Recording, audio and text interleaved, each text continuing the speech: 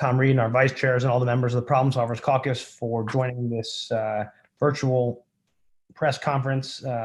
We're here today as the Bipartisan Problem Solvers Caucus to announce our new reopening and recovery back to work checklist.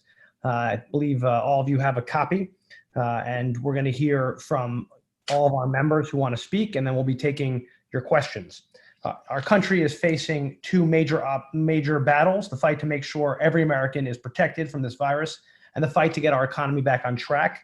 I know that rightly so many Americans have a lot of anxiety right now, and this back to work checklist is meant to help provide so many who are going through what I think many are going through, which is, oh, feel safe.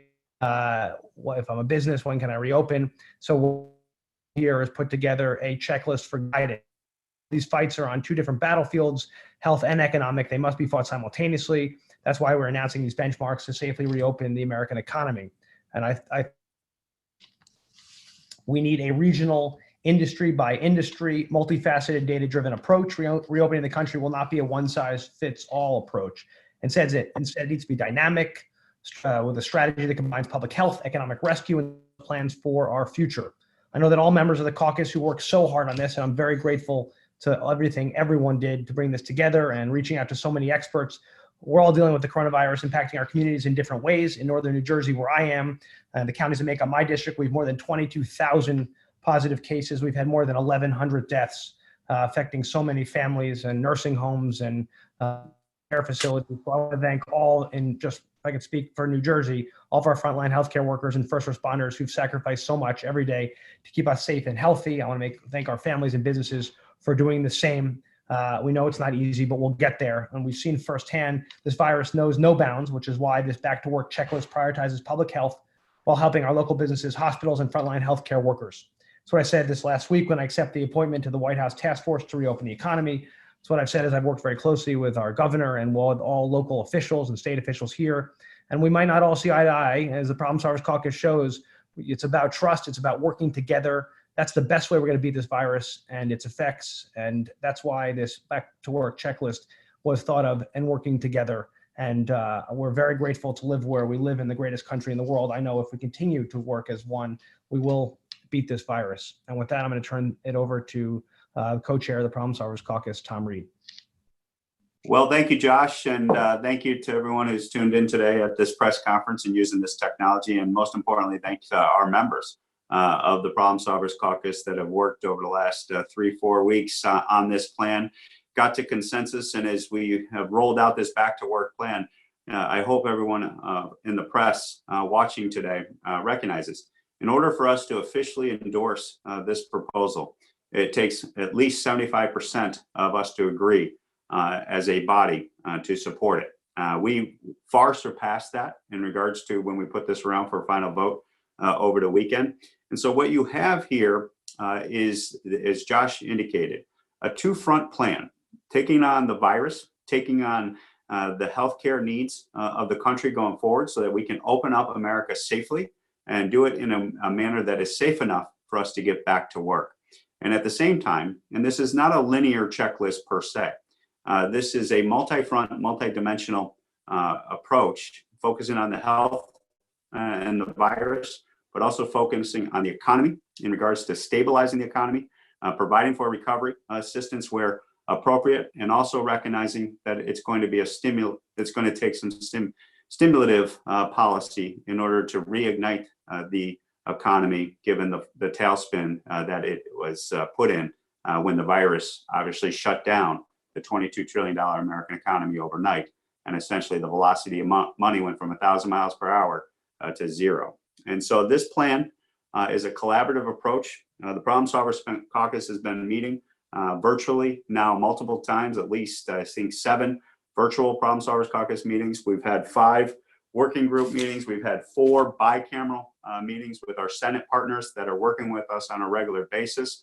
And it was from all that dialogue, all of that time together, talking, discussing, and having experts from across the country also weigh in. I will just tell you, the work that is put here is substantive. It is well thought out, in my humble opinion. By no means is it our way or the highway. It's meant to be a framework and a action item that is going to take not just legislative proposals, it's going to take regulatory. And so working with the White House is critical to the success of this plan. And it's also going to take things like the central bank and being a cheerleader for what they're doing on their front. And so there's a multi-pronged, multi-dimensional, multi-front plan here that's before the nation to at least give some indication that if you're sincere and you want to put partisanship politics aside always, you can roll up your sleeves and you can get to a consensus position that will gain Republican and Democratic support in order to take care of the country, open it up safely, and get America back to work going forward. And so I'm just humbled to be part of this group. And I'll just tell you, I really respect each and every one of my colleagues that have stuck their necks out in regards to being part of the Problem Solvers Caucus, and the leadership that they've demonstrated is something that is inspiring to people like myself. And so with that, I think we're going to go through, and every member has been essentially given an opportunity to say a few words. And so, Josh, I think the first one I have on our side is to start with Brian Fitzpatrick. And then we have a list that I believe each member has been given, and we'll go through the list. And if each member would take a few moments to express some commentary.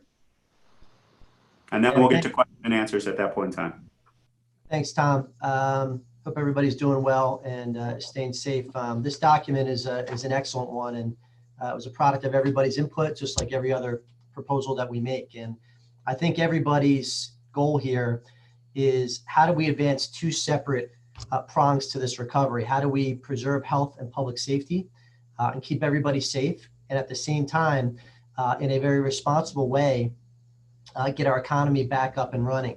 And as we've seen, anytime you put a massive package together like the CARES package, where you have the largest bill we've ever voted on ever, and it's being implemented, it was essentially debated over 5 days and implemented quickly, that you're going to have major problems. And we've seen major problems on both fronts. On the health side, we've seen problems with PPE, and on the economic side, we've seen problems with PPP. And one of the things that I'm hoping that our caucus will take a lead on, which I know we will, is fixing some of the inequities in the Paycheck Protection Program. We obviously know it ran out of money. We obviously all know we have to replenish that, but there's problems with the program itself that need to be fixed. There has got to be a distinguishment between the mom and pop shops, the pizza shops, the plumbers, and the hedge fund and brokerage firms. Because the problem with the PPP was that the worksheet that people had to fill out made no distinguishment on the amount of revenue loss. So you could have a brokerage firm that was only losing 10% of revenue for 1 month and had no intention of laying off their employees. And then you could have a owner-operated daycare who is literally financially insolvent, who's completely shut down of all economic activity. And the program, as it was currently interpreted by the Treasury Department, made no distinguishment. And that's why you have, the Shake Shacks, for example, getting $10 million, which thankfully they decided to give back today. But that being said, our caucus, as we always do in a bipartisan manner, is we bring everybody together. We govern from the center out, and we're going to figure out a pragmatic, regionalized approach to make sure that we keep everybody healthy and safe, and then we get our economy open in a responsible manner. I yield back. Thanks so much. And now from our side, and to the point that we're going to go to the other vice chair, and thank you, Vice Chairman Fitzpatrick, and to the other vice chair, Tom Suozzi. And just to make a point, as I'm sure Tom will, that as Tom Reed said, that this plan has been sent to the White House, it's been sent to congressional leadership, it's been sent to Senate leadership. Turning it over to Tom Suozzi. Okay, thanks, Josh. I want to start by thanking Josh Gottheimer and Tom Reed for their leadership of the Problem Solvers Caucus, bringing us together. For those of you that are new to one of our press conferences, we're all new to the Zoom press conference, but the Problem Solvers is 25 Democrats and 25 Republicans trying to work together to find common ground for the common good. And we try and do what everybody really wishes everybody in politics would do, which is just get the job done. Work together, Democrats and Republicans, put aside your ideological purity, put aside partisanship, and try and find out the answer to complicated problems, because all the problems we face in this country are complicated, and fighting the coronavirus is as complicated as they come. Complicated on the health side and complicated on the economic side. So we came together, 25 Democrats, 25 Republicans. We came up with a 6-page document, the Problem Solvers Checklist, that has detailed list of what we need to do in order to reopen the economy. And we need to recognize that the economy and reopening the economy is very different in my home. I represent the North Shore of Long Island in New York City than it is from North Dakota. And it's different in New York State, in my district, downstate New York, Long Island, and New York City, as it is from our co-chair on the Republican side, Tom Reed, from upstate New York. They're different places. And while they're very different places, this checklist needs to apply to each place. We need, as we say, rapid and ubiquitous testing. That's probably one of the most important things that we have to emphasize. And we're not there yet. We have to have testing of not only people with symptoms, not only taking people's temperatures or testing people that demonstrate symptoms, we have to test people that are asymptomatic because they can be carrying the disease. And if they go back to work, we reopen the economy, we open up a business, we open up a store, and they're carrying the disease and giving it to other people, then we're back where we started. And everybody on this call agrees, and everybody in the country should agree, that the worst thing we can do is reopen, not have the checklist that we're talking about or something similar to it in place, and then we go down this road again, because then the economy will really be devastated. Then people will really lose their confidence in their government. Then people will really have anxiety. They have anxiety now from sickness, from death, and from financial anxiety. And we all want to reopen the economy. We all want to try and get back to the next phase. I can't say get back to normal because we're all going to be different when this is over, but hopefully we'll be better and we'll be stronger and we'll be kinder and more loving. But we've got to get going together as a team.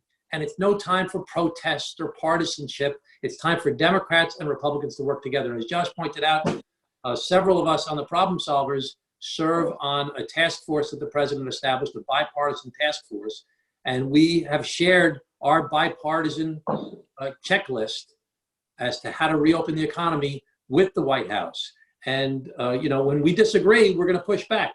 And one of the things that I'm going to emphasize, again, is this testing of asymptomatic people and the importance of setting up very detailed systems for contact tracing.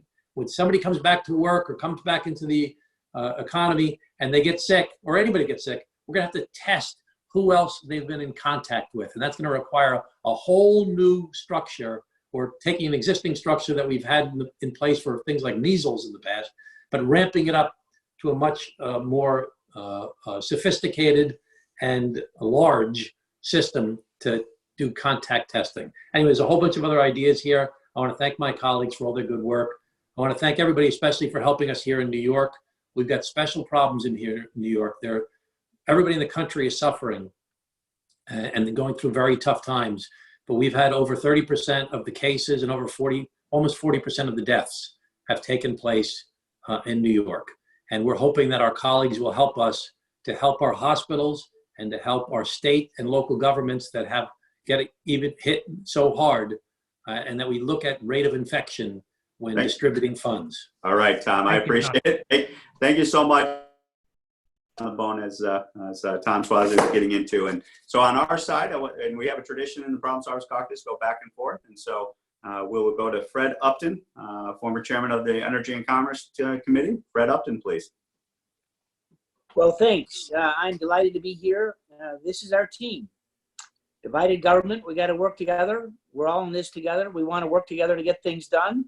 And I got a little razz on wearing my Cub hat, and I don't know who it was from, Fitzy, but I just told a former vice president of the Cubs, I said, this year is going to be like past years. So we're not going to have a lot of fans in the stands to watch the Cubs, and that's sort of like what it was like when I was growing up as a kid. There were no fans there either, and that was before the pandemic. So I say that with a smile. But anyway, I just want to underscore what Tom said. But this group led by Josh and Tom Reed has really been terrific. We do want to work together. We got to get out of this thing. In divided government, you're going to see a package, I hope, that should pass with pretty broad bipartisan support before the end of the week. utilizing the PPP program, but we got to work with our employers. Large and small employees aren't going to want to go to work unless they feel that they're safe. We've got to learn things like social distancing. I saw some of the national stories this week about different grocery stores and others. Sorry, that's my phone that's ringing in the background. Grocery stores and others, they're talking about having people go to the curb to actually get deliveries by clerks. We ought to impose on ourselves, customers, that any retail establishment that we go to ought to have what I think the mayor of New York has done, de Blasio, no shirt, no shoes, no service, no face mask. We ought to have a face mask until we get a vaccine and some therapeutics that are going to solve this. One last thing, I've got a dear friend who's severely ill. He's on a respirator this week. I hope he's still here today. I haven't checked in yet this morning. But he is actually one of the first people in Michigan that's using these platelets from a past person that was infected to see if that might save him. This may be the answer if he makes it, and I'll keep you all posted. But I just want to say I'm glad to be part of this group. We're going to continue to work together as we should to make a difference for all of us. Thank you. Thank you, Fred. Susie Lee.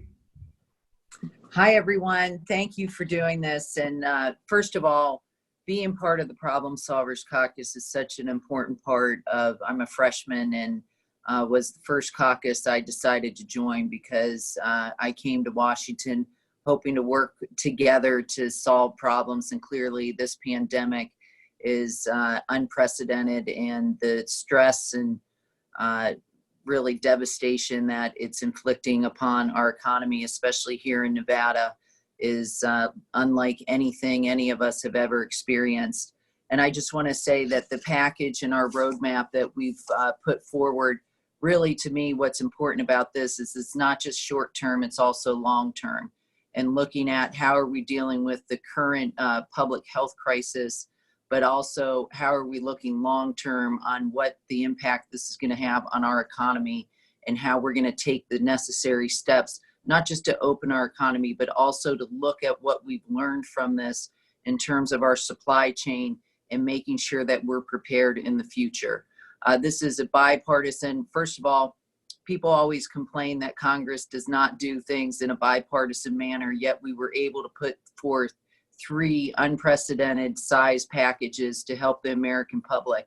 And this caucus had an important part to play in all of those. And I'm sure that as we look to reopen the economy, we'll continue to play a role. And this is our first step. Proud to be part of this caucus and supporting this plan. Thank you. Thanks, Susie. Now on our side, David Joyce, you're up. Unmute yourself. Thank you very much, Tom. And I appreciate being part of the group. There's no doubt about it that we're approaching some uncharted territory here with COVID-19. And it's a two-headed monster. It's a public health crisis on the one hand and an economic crisis on the other. But finding the balance between the lives and livelihoods is not going to be an easy one. But this bipartisan checklist at least offers us some in-depth guide to reopen the country while keeping Americans safe from this deadly virus. And this checklist certainly isn't a one-size-fits-all version, but rather a dynamic, multifaceted strategy that sets the national benchmarks that need to be to reopen the United States, also acknowledging our nation's regional and economic differences. We need to accept that fact that COVID-19 will be part of society until we have a vaccine, but more importantly, we need to plan for it. The importance of rapid mass testing for COVID-19 cannot be understated. We also need to establish supply chains for manufactured goods, including pharmaceuticals and medical supplies, and give financial incentives to bring overseas manufacturing back to the United States. The supply chain for personal protective gear needs to ramp up and cover workers in all essential sectors, from food service to school to the public sector. And as the checklist notes, we also make it as easy as possible for businesses to compete as our economy reopens. Provide historic investment in our nation's infrastructure will help us do just that.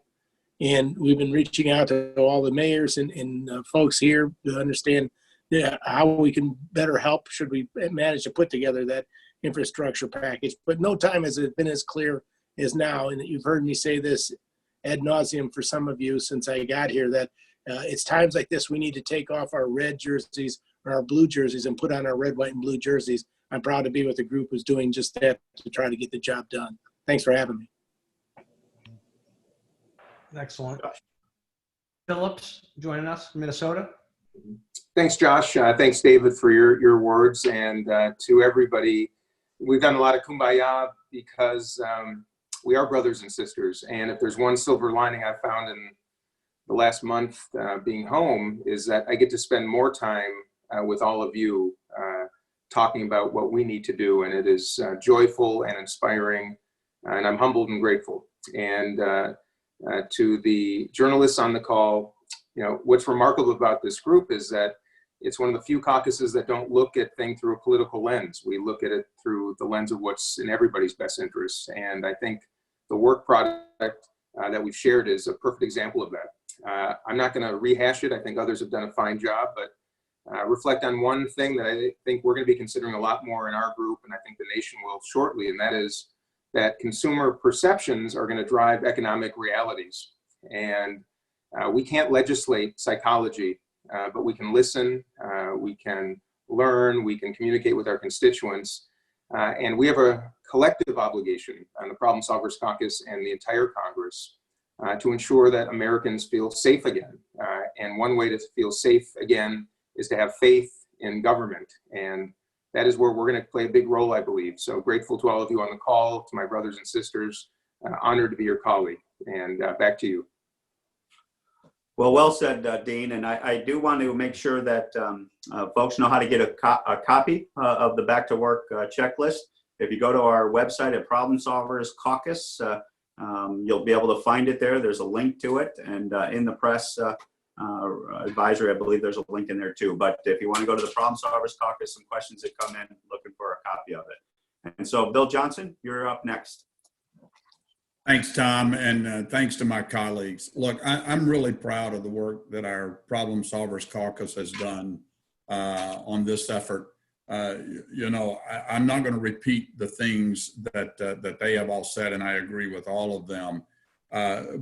But I think if this crisis has pointed out anything to me and to those that in this caucus that work so hard day in and day out, is that we're going to be back at this point again at some point in the future. Don't know what it will be, whether it's another public health crisis or some kind of other disaster that puts us on our heels. But here's what we've learned. Our system of government was never designed to move quickly. It was designed to move slowly. But we're now in the digital age. The world of economics flows at light speed. And we've got adversaries that are standing on the sidelines, adversaries like China, Russia, North Korea, Iran, and others that are ready to fill in the void of any gaps that are created. We have got to create a way to be nimble, to be quick, to be responsive. You heard Tom Swazi say earlier, I think it was, that this is not a one size fits all. It can't be, because every district in the nation is different. But we've got to be able to be responsive in a way that helps all Americans. And I think if anything, it's been pointed out how difficult that is when you've got a very large federal government like we have. And I think we see the need to trim regulations, to get the obstacles out of the way so that we can empower the innovative and ingenuity spirit of the American people. And it's the problem solvers, I believe, that will lead that effort. So with that, I commend everybody for what they're doing. I look forward to getting our economy back open. And Fred, I'm not a Cubs fan, but I look forward to our ballparks being full again. Thanks, guys. I yield back. Thanks, Bill. And now we're going to turn to Debbie Dingle. If you ever, at Prob Solve Caucus is our handle, at Prob Solve Caucus. And the report is there also if you need it. Debbie, thanks. Thanks, Josh. Thanks, Tom. And thanks to all my colleagues that are on the phone today. and those listening to us. I guess I associate myself with all the comments that have been here, but one of the things that's particularly concerning me right now is that now all of them are afraid. They're afraid that they're going to get sick. They're afraid they're not going to be able to get tested. They're afraid they're not going to be able to get treated. They're afraid that they could die. But they're also afraid about how they're going to live, how they're going to put food on the table. Is their job going to be there? When are they going to go back to work? And that combination of fear is making for some very raw feelings, a lot of terror, a lot of fear. And we're also starting to see protests. And we have to find a way, and this is a group that I think thinks a lot about it, is how do we protect the very basic liberties of our democracy and protect the common good at the same time. And I think that kind of thought process went into drafting this. I work with my colleague, Fred Upton, though I cheer for the Tigers. When Justin was there, he did too. But Fred and I talk several times a day, if not more than that, trying to make sure that everything we do is bipartisan and that we work together. One of the particular problems I'm focused on is how do we reopen? The American auto industry is still the backbone of the American economy, and we have an auto ecosystem that's in real trouble. And auto workers are anxious to get back to work, but they're also scared to go back to work. And I think all of us are going to see, just like we're used to going through X-ray now at an airport, we're all going to have our temperature taken at a lot of places we've never thought about, from restaurants to grocery stores to places of work. And yet, these workers also know that people can walk around asymptomatic and that a temperature isn't going to catch if someone is contagious. And how do they make sure they're safe in a manufacturing facility where people are frequently on top of themselves? So Fred and I are in our region working on these issues, and I think it's just an example of the kind of work that went into this report and things we must work on together in a very nonpartisan way, but as to figure out how we're going to deal with these nationwide. Thank you. All right, well, thanks, Debbie. And remind folks that you can find the checklist. And I know most of the reporters on the call have received a copy of it, and encourage you to go through what's broken down in the public health checklist, the economic recovery checklist, and the longer-term economic stimulus plan. So it's a three-prong, multi-prong, multi-dimensional plan in order to take on the health crisis and the economic recovery. And obviously we'll have questions at the end. So we've got a few more members here to go through because they worked so hard to put this plan together. So we want to make sure they all have an opportunity to say a few words. Will Hurd, you are next on our list.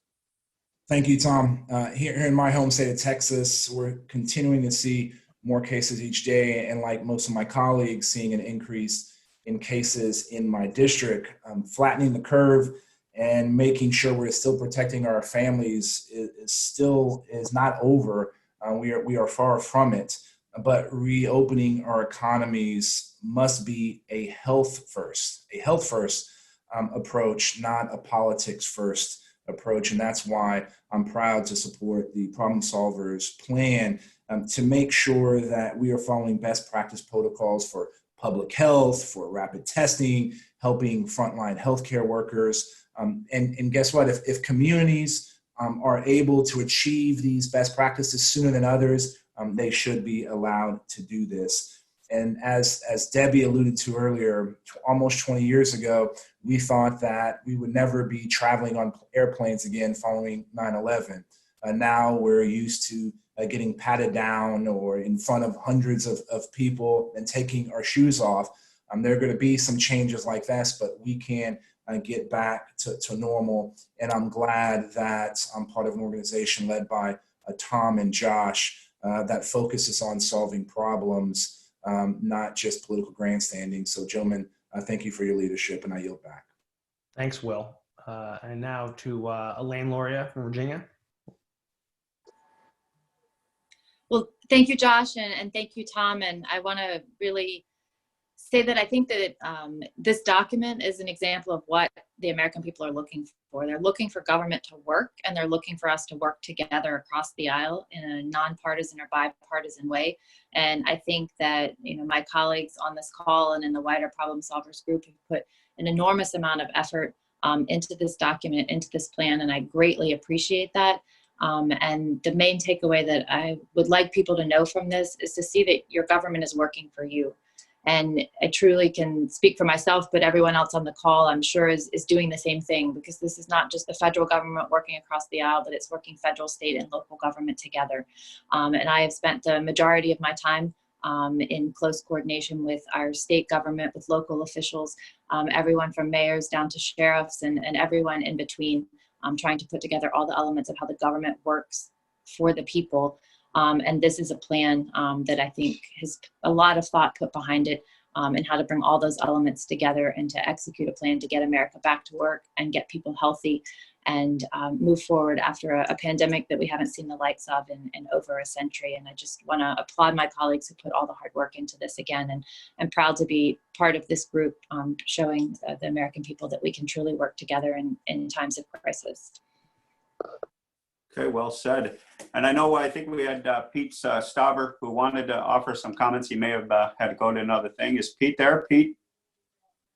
Well, I know I do want to put, okay, I just wanted to make, so I just got a text from him. So he had to attend to another matter that came up as an emergency. But I got to applaud Pete Stauber for recognizing in the plan, and he wanted me to reiterate, when it comes to supply chain and supply chain integrity, getting the economy going, making sure that the minerals and critical minerals that are necessary in order to not only do the health equipment that potentially could lead to life-saving mechanisms as we deal with COVID-19, but also from a national security perspective. And him coming from part of the country where that's critical, I just applaud him for raising that issue and making sure that it was on our radar as a caucus. So, Josh, I'll defer to you.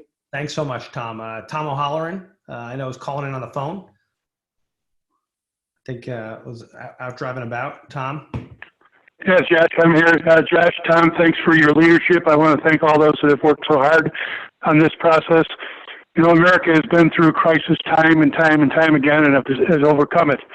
And the reason we've overcome it is because we've unified together.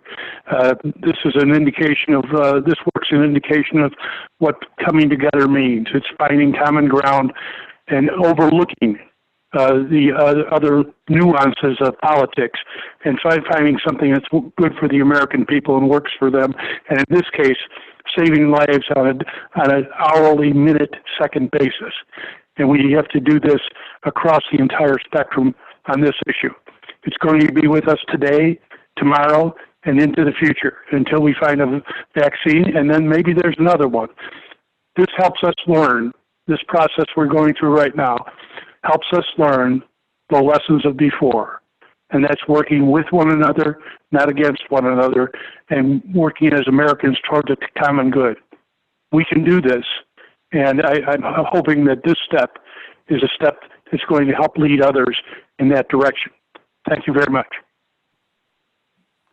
Okay, well said. And I think Pete Stauber just texted me. He's trying to get in. I don't know if there's help on here from Jessica or Shanna, but go ahead with Dan Lipinski, I think, is next. Josh? Dan, you there? Yeah, thank you. Thank you, Tom and Josh, for bringing us together. Thank all of my colleagues from Problem Solvers Caucus.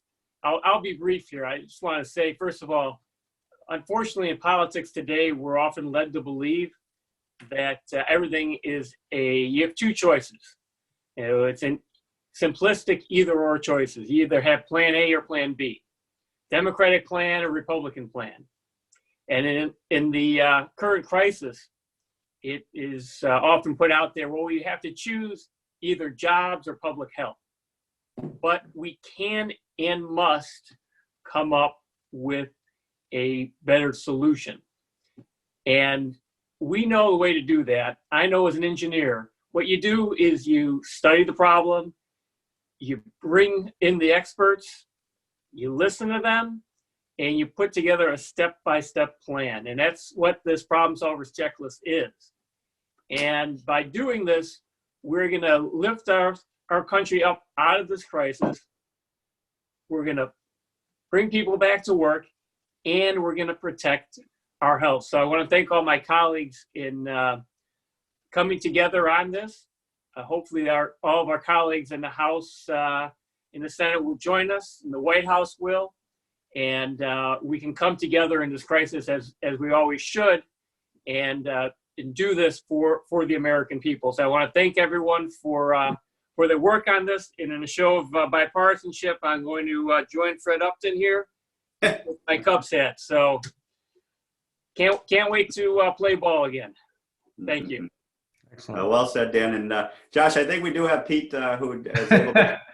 Pete Stauber came in. So, Pete, if you want to close us out, and then we have questions. If you want to ask questions, Raise your hand. I think we have well over almost 100 members of the press zooming in, and I appreciate you working with us get used to this technology. So really appreciate that. But Pete Stauber, raise your hand. Question, raise your hand, and please, if you're a reporter. And I first want to, I really first want to thank both Josh and Tom for their leadership. We've always said that the Problem Solvers Caucus, we legislate in between the guardrails, and we're showing the country right now. I'm very proud. I just want to talk to both you and the viewers that Minnesota's 8th Congressional District, Northeastern Minnesota, is going to play a critical role in our strategic national security and the strategic minerals that we're able to mine that are going to become critical. And we'll talk about the iron ore that we mine that makes 60% of the steel that's made in this country. And also we have the biggest copper nickel find in the world right now. And I think that, and other rare earth metals and minerals in northeastern Minnesota. And so as we go forward strategically on the copper nickel, looking what is made for our medical instruments, what we need to do for alternative sources of energy like windmills, thousands of pounds of copper go into each of the windmills.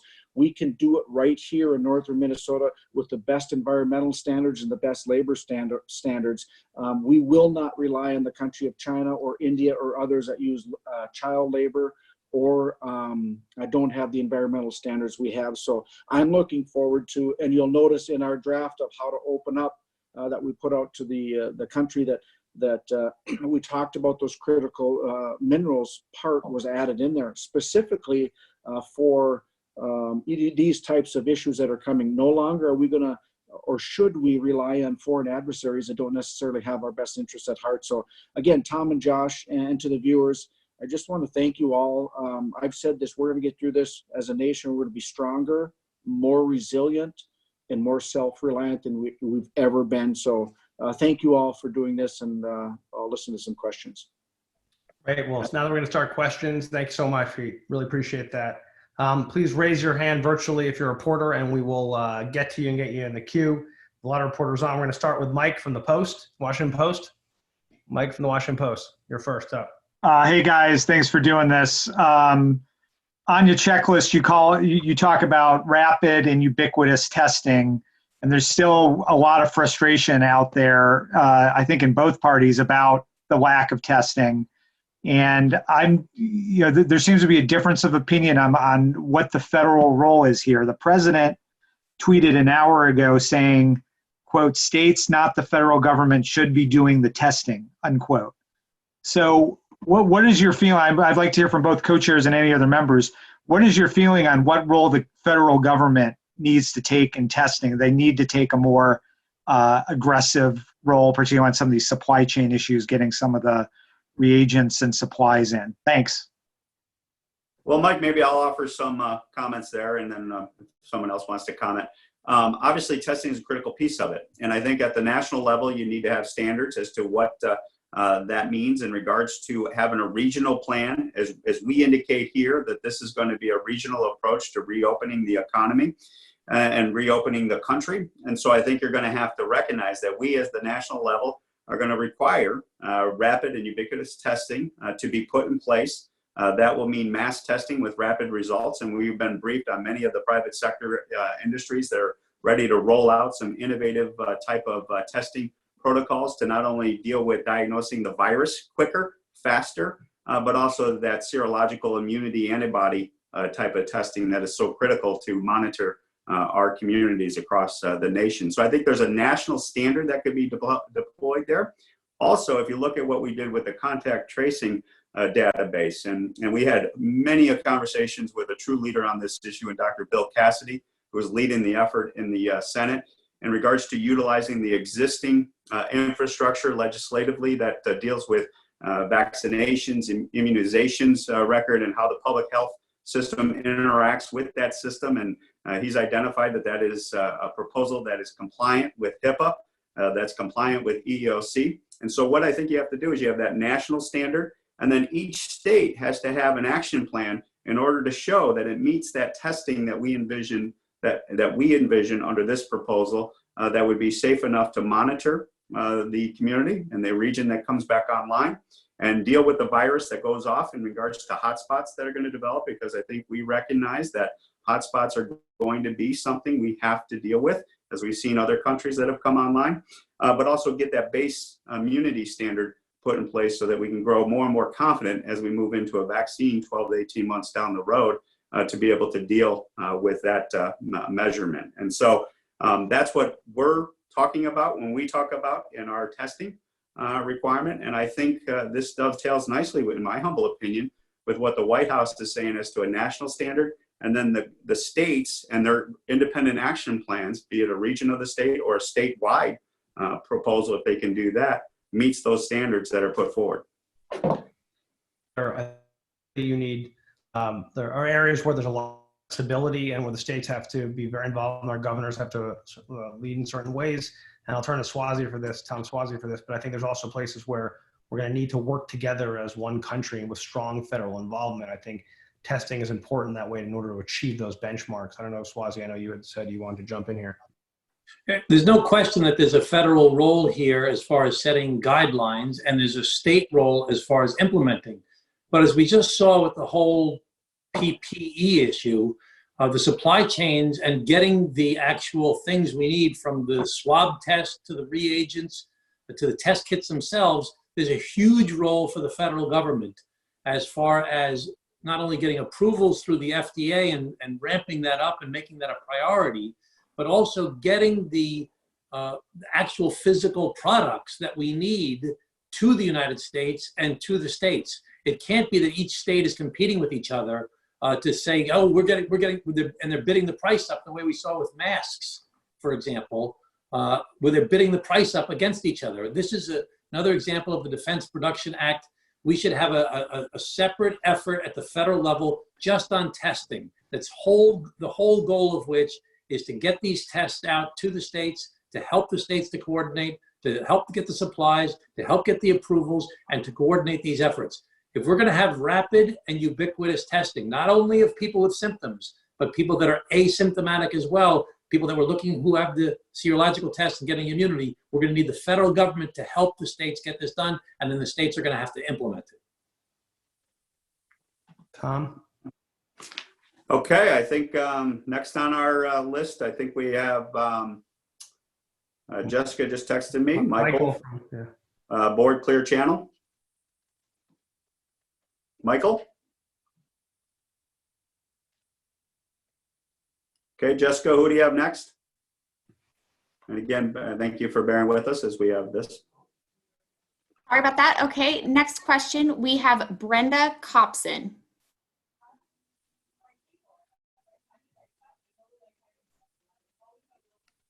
Hello, Brenda? Hello, Brenda? Hi, yes, I'm here. Can you hear me? Yep, go ahead.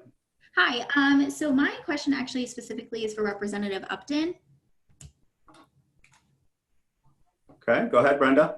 So my question to you is, we had spoken kind of when the virus first was breaking out, and you had, mentioned some concern with the spread of the virus. So I just kind of want to hear your thoughts specifically on the transition from then until now with this 6-page plan.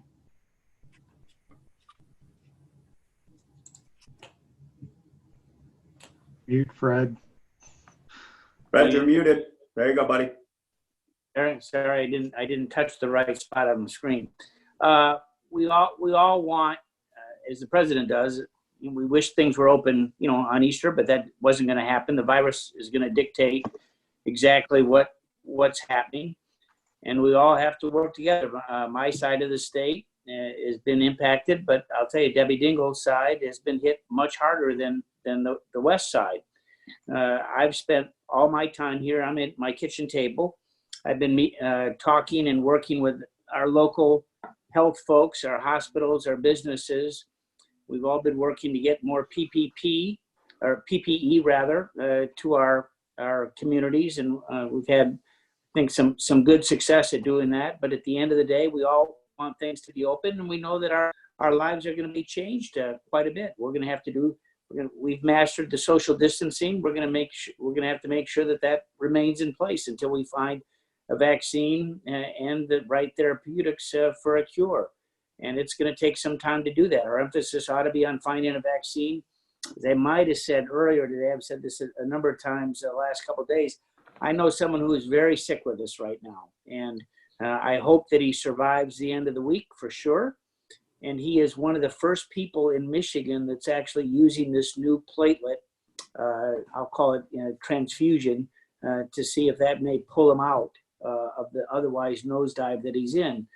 And, if he makes it, that may be the answer that all of us want to see happen. But, this group, the problem solvers, we've been lots of meetings over the last good number of months, whether it was ending the shutdown, whether it was passing a major immigration agriculture bill, whether it's a whole host of things. We've been shoulder to shoulder working to get things done, sitting down with the president and the vice president, particularly on this.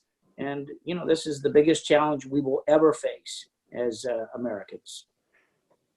Thanks, Fred. And just to reporters, you just raise your hand virtually there if you want to, if you would like to ask a question. Again, just please raise your hand virtually if you'd like to. Jessica, who's? Okay, next we have DJ Manow. You're up next. He's our local representative. Considering the fact that in these checklists, it's mentioning the fact that we have to have a stop for not only our schools, but our businesses, and make sure we can hit these areas. I think we all know that the presence of making sure we have these important items, but a lot of the concern has been about reopening and for places that have been closed or shut down. How could we follow this checklist to make sure that those businesses, not the big companies, but the mom and pops, these checklists are going to be helping them? Okay, I guess we'll go to maybe we'll go to Debbie Dingell. You want to answer that one, Debbie? Seems like it's a Michigan outlet, so I want to make sure you get the chance here. Well, we're actually Indiana and Southwest Michigan. So Fred Upton is our local. Oh, sorry, we couldn't hear the first part of what you were saying. I apologize, Debbie. Sorry. I just tried to look. I missed the first part of it too. It was silent. So if you sorry, but again, Debbie's pretty smart on this too, Debbie, Yeah, let's give it to Debbie. Debbie, go ahead. You can handle this. Right. You rotated around. No doubt. More skillfully than Upton. I mean, actually, the two of us were on the phone. The first thing I do is to call Fred every morning, and we compare the stories. When I talk about the ecosystem of the auto industry, there are a lot of small businesses that are in there that are barely trying to survive. But I'm also meeting with my restaurant owners. We're very worried about these small business owners. And I on my Facebook page today posted, because I don't think people realize the desperation that many of them are feeling, which is why all of us here today are fighting to make sure not the business, 87% of the business in this country is small businesses. They need to get these dollars. They need to know that somebody gives a damn about them and is going to fight for them and help them. And that's what we're trying to do with how we're outlining this. How do we make sure people are safe? How do they help?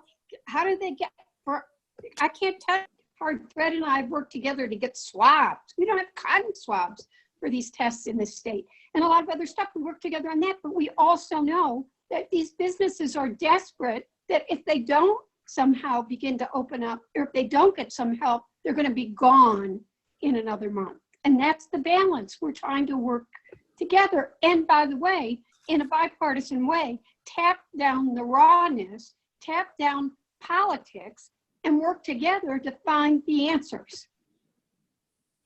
Yeah, Well and I might just add, not to make this the Fred and Debbie show, because we had a couple questions, but I tell you, the small businesses that got the money last week ahead of the cutoff, they were ecstatic. Their employees were ecstatic because it meant to them that they're going to survive. Then I talked to a business and they're going to probably file for bankruptcy without, I mean, they're just beyond belief that they've lost out. So we're trying to say, can you hold on a little bit longer? This money that we're going to hopefully approve but before the end of the week will save them from bankruptcy and the employees. It's a dentist and the employees that work for them. And those are the stories that we're all hearing. We're all working from our kitchen table. You look at the pictures that I'm looking at Fitzy and Tom and Josh and Debbie and others, and the conference calls that we've had. We're all working from our kitchen. Everybody knows where we live. They're weighing in, and these stories are gripping. They're absolutely gripping as it relates to them. And the few people that you might, as you walk around the block and the stories that they tell, I mean, we're all ready to go back to whether we drive back or fly back this week, make sure that those funds are there, because we know it is the lifeline for these communities to come back, period.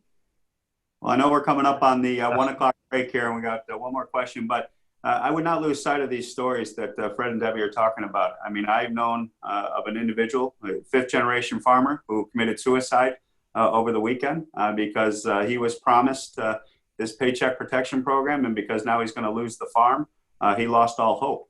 We've heard the story of the individual that had a hernia who committed suicide because he was not able to go see his doctor because the hospitals are shut down, and he's in an area where it's not overrun with COVID-19 patients. And so that individual lost hope. So there are stories across this entire country. We heard about the woman with a lump on her breast who was not able to go see a doctor, and the anxiety and fear because that the hospital wasn't open to non-essential services. And I'll tell you, I know my colleagues are on the phone with their hospitals just like we are every day. We have to touch gloves, and the financial burden that they're under, and the economy with these businesses that are losing hope, these farmers that are losing hope. It's time we set partisan politics aside and start working together. And it's these members who are standing and leading going forward. So Josh, you got the last reporter, I believe. Thank you. And thanks, Tom, for your leadership. And I want to thank everyone. Looks like he had to leave the call, that reporter. So I just want to thank everyone for their excellent leadership. Really, thank you all for joining us. And I want to thank the Caucus members for doing what they do every single day to make sure that we can get through this together. So thanks, and God bless everyone.